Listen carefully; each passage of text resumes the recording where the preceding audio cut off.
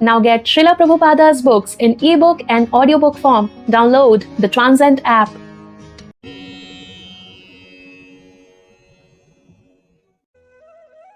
Let's begin with the 4th chapter of Krishna book entitled as Kansa begins his persecutions. After Vasudeva adjusted things as they had been before he carried Krishna to Gokula and all the doors and gates became similarly closed, the gatekeepers awoke and heard the newborn child crying. Kansa was waiting to hear the news of the child's birth, and the gatekeepers immediately approached him and informed him that the child was born. At that time, Kansa got up from his bed very quickly and exclaimed, "Now the cruel death of my life is born." Kansa became perplexed now that his death was approaching and his hair scattered. Immediately, he proceeded towards the place where the child was born. Devaki, on seeing her brother approaching, prayed in a very meek attitude to Kansa, "My dear brother, please do not kill this female child. I promise that this child will be the wife of your son. Therefore, don't kill her. You are not to be killed by any female child. The omen was that you are to be killed by a male child. So please do not kill her. My dear brother, you have killed so many of my children who were just born, shining like the sun. That is not your fault. You have been advised by demoniac friends to kill my children. But now I beg you to excuse this girl at least. Let her live as my daughter." Kansa was so cruel that he did not listen to the pitiful prayers of his sister Devaki. He forcibly grabbed the newborn child to rebuke his sister and attempted to dash her on a stone mercilessly. This is a graphic example of a cruel demon who could sacrifice all relationships for the sake of personal gratification. But the child immediately slipped out of his hands, went up into the sky, and appeared with 8 arms as the younger sister of Vishnu. She was decorated with the nice garments and flower garlands and ornaments. In her 8 hands, she held a bow, lance, arrows, sword, conch shell, disc, club, and shield. Seeing the appearance of the child, who was actually the goddess Durga, all the demigods from different planets like Siddhaloka, Charanaloka, Gandharvaloka, Apsaraloka, Kinnaraloka, and Uragaloka presented her with various articles and began to offer their respective prayers. From above, the goddess addressed Kansa, "You rascal, how can you kill me? The child who will kill you is already born before me, somewhere within this world. Don't be so cruel to your poor sister." After this appearance, Goddess Durga became known by various names in various parts of the world.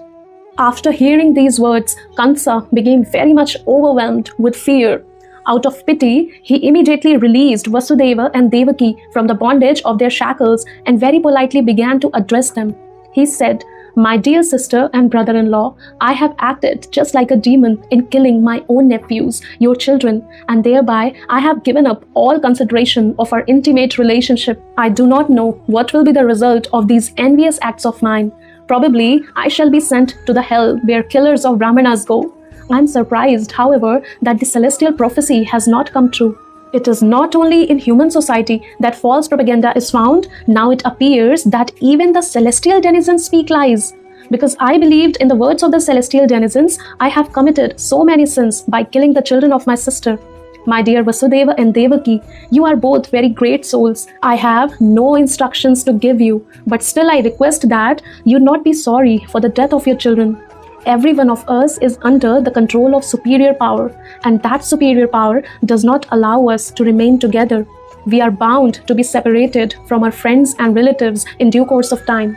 But we must know for certain that even after the disappearance of the different material bodies, the soul remains intact eternally.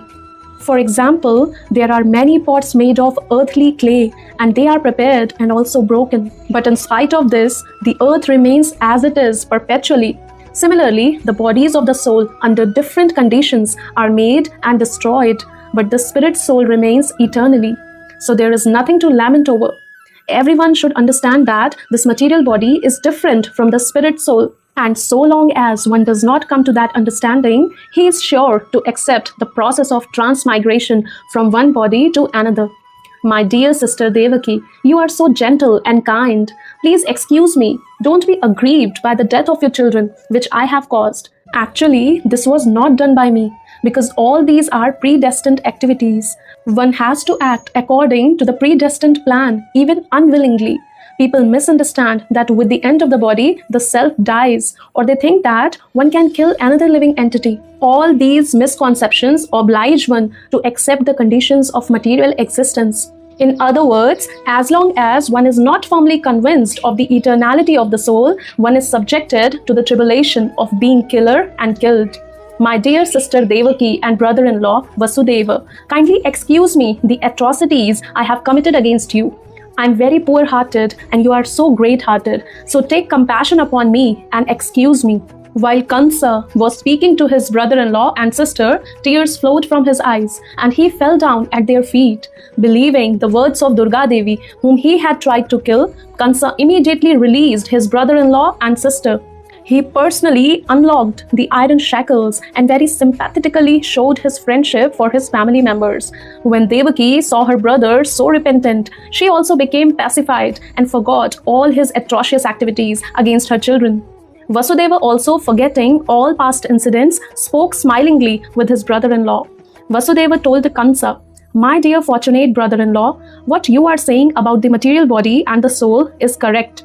Every living entity is born ignorant, misunderstanding this material body to be his self. This conception of life is due to ignorance, and on the basis of this ignorance, we create enmity or friendship. Lamentation, jubilation, fearfulness, envy, greed, illusion, and madness are different features of our material concept of life. A person influenced like this engages in enmity only due to the material body. Being engaged in such activities, we forget our eternal relationship with the Supreme Personality of Godhead." Vasudeva took the opportunity of Kansa's benevolence and informed him that his atheistic activities were also due to this misconception of life, namely taking the material body to be the self. When Vasudeva talked with Kansa in such an illuminating way, Kansa became very much pleased and his guilt for killing his nephews subsided. With the permission of his sister Devaki and brother-in-law Vasudeva, he returned to his home with a relieved mind.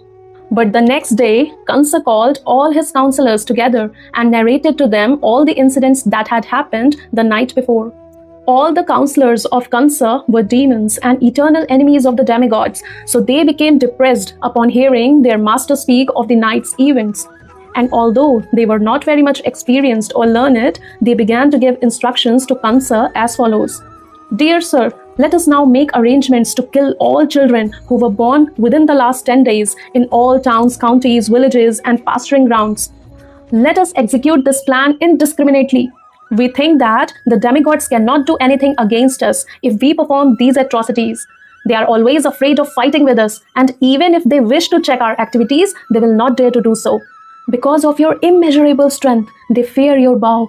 Indeed, we have practical experience that whenever you stood to fight with them and began to shower your arrows on them, they immediately fled in all directions just to save their lives.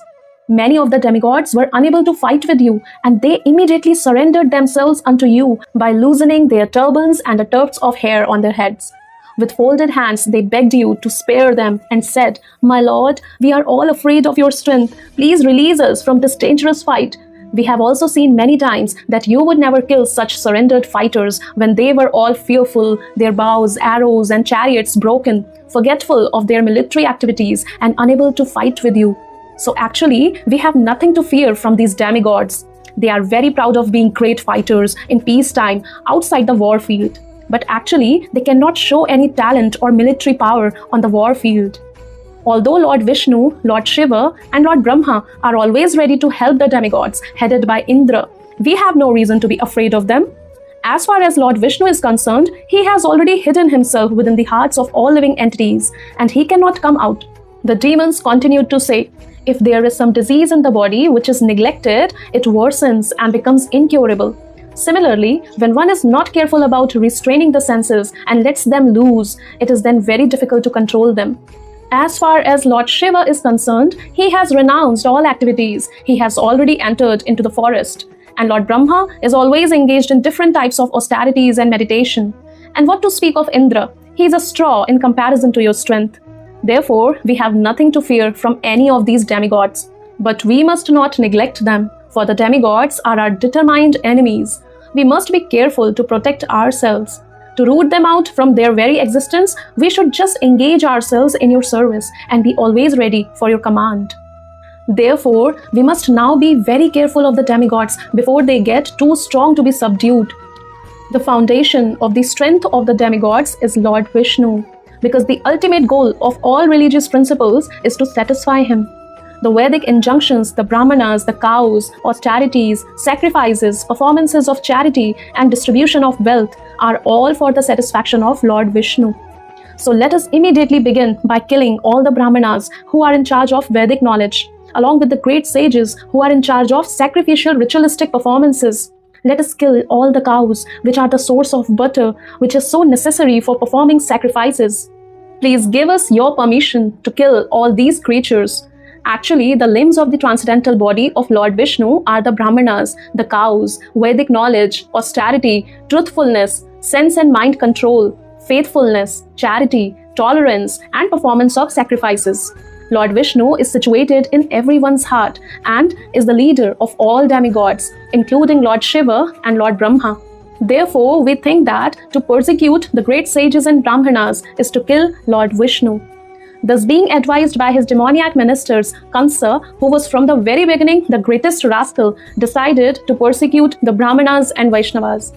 Being entrapped by the shackles of all devouring eternal time, he ordered the demons to harass all kinds of saintly persons, and then he entered his house. The adherents of Kansa were all influenced by the mode of passion as well as illusioned by the mode of ignorance, and their only business was to create enmity with saintly persons. Such activities can only reduce one's duration of life. The demons accelerated the process and invited their deaths as soon as possible. The result of persecuting saintly persons is not only untimely death. The act is so offensive that the perpetrator also gradually loses his beauty, his fame, and his religious principles, and thus his promotion to higher planets is checked. Driven by various kinds of mental concoctions, the demons diminish all kinds of auspiciousness. An offense at the lotus feet of the devotees and Brahmanas is a greater offense than that committed at the lotus feet of the Supreme Personality of Godhead. A civilization that commits such sinful activities generally loses all faith in the Supreme Lord, and such a godless civilization becomes the source of all calamities in human society. Thus ends the Bhakti Vedanta purport of the 4th chapter of Krishna. Kansa begins his persecutions.